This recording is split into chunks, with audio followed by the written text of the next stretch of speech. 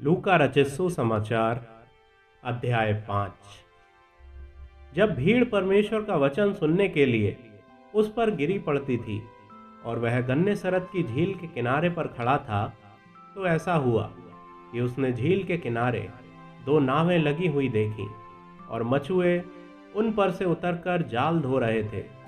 उन नावों में से एक पर, जो शमौन की थी, चढ़कर उसने उससे विनती की कि किनारे से थोड़ा हटा ले चल। तब वह बैठकर लोगों को नाव पर से उपदेश देने लगा। जब वह बातें कर चुका तो शमौन से कहा, गहरे में ले चल और मछलियां पकड़ने के लिए अपने जाल डालो। शमौन ने उसको उत्तर दिया, हे स्वामी, हमने सारी रात मेहनत की और कुछ न पकड़ा, तो अभी तेरे कहने से जाल डालूंगा। जब उन्होंने ऐसा किया तो बहुत मछलियां घेर लाए और उनके जाल फटने लगे।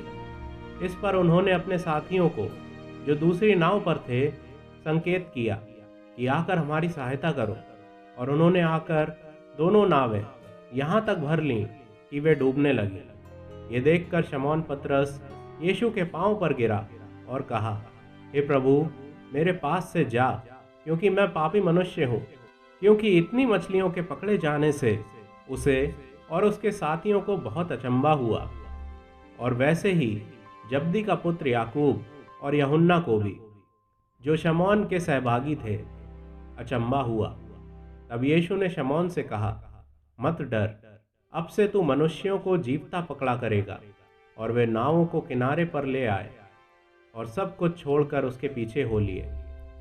जब वे किसी नगर में था तो वहां कोढ़ से भरा हुआ एक मनुष्य आया, और वह यीशु को देखकर मुंह के बल गिरा और विनती की, हे प्रभु, यदि तू चाहे तो मुझे शुद्ध कर सकता है।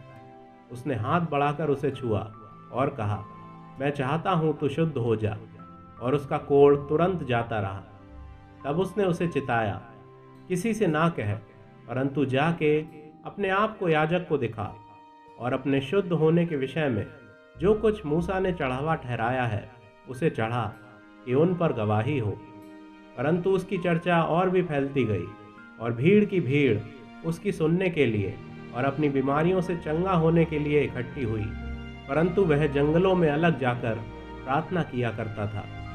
एक दिन ऐसा हुआ कि वह उपदेश दे रहा था, और फरीसी और व्यवस्थापक वहां बैठे हुए थे, जो गलील और यहूदिया के हर एक गांव से और यरूशलेम से आए थे, और चंगा करने के लिए प्रभु की सामर्थ उसके साथ थी। उस समय कई लोग एक मनुष्य को, जो लकवे का रोगी था, खाट पर लाए, और वे उसे भीतर ले जाने और यीशु के सामने रखने का उपाय ढूंढ रहे थे। और जब भीड़ के कारण उसे भीतर ना ले जा सके, तो उन्होंने छत पर चढ़कर और खपरैल हटाकर उसे खाट समेत बीच में यीशु के सामने उतार दिया। उसने उनका विश्वास देखकर उससे कहा, हे मनुष्य, तेरे पाप क्षमा हुए। तब शास्त्री और फरीसी विवाद करने लगे, ये कौन है जो परमेश्वर की निंदा करता है? परमेश्वर को छोड़ और कौन पापों की क्षमा कर सकता है? यीशु ने उनके मन की बातें जानकर उनसे कहा, तुम अपने मनों में क्या विवाद कर रहे हो? सहज क्या है?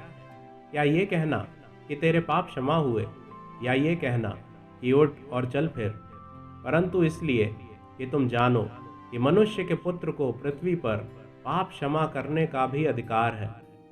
उसने उस लकवे के रोगी से कहा, मैं तुझसे कहता हूँ, उठ और अपनी खाट उठाकर अपने घर चला जा। वह तुरंत उसके सामने से उठा, और जिस पर वह पड़ा था उसे उठाकर परमेश्वर की बढ़ाई करता हुआ अपने घर चला गया। तब सब चकित हुए और परमेश्वर की बढ़ाई करने लगे, और बहुत डरकर कहने लगे, आज हमने अनोखी बातें देखी हैं। इसके बाद वह बाहर गया और लेवी नामक एक चुंगी लेने वाले को चुंगी की चौकी पर बैठे देखा, और उससे कहा, मेरे पीछे हो ले। तब वह सब कुछ छोड़कर उठा और उसके पीछे हो लिया। तब लेवी ने अपने घर में उसके लिए एक बड़ा भोज दिया, और चुंगी लेने वालों की और अन्य लोगों की, जो उसके साथ भोजन करने बैठे थे, एक बड़ी भीड़ थी। इस पर फरीसी और उनके शास्त्री उसके चेलों से ये कहकर कुड़कुड़ाने लगे, तुम चुंगी लेने वालों और पापियों के साथ क्यों खाते पीते हो? यीशु ने उनको उत्तर दिया, वैद्य भले चंगों के लिए नहीं, परंतु बीमारों के लिए आवश्यक है। मैं धर्मियों को नहीं, परंतु पापियों को मन फिराने के लिए बुलाने आया हूँ। उन्होंने उससे कहा, यूहन्ना के चेले तो बराबर उपवास रखते और प्रार्थना किया करते हैं, और वैसे ही फरीसियों के चेले भी, परंतु तेरे चेले तो खाते पीते हैं। यीशु ने उनसे कहा, क्या तुम बारातियों से जब तक दूल्हा उनके साथ रहे उपवास करवा सकते हो?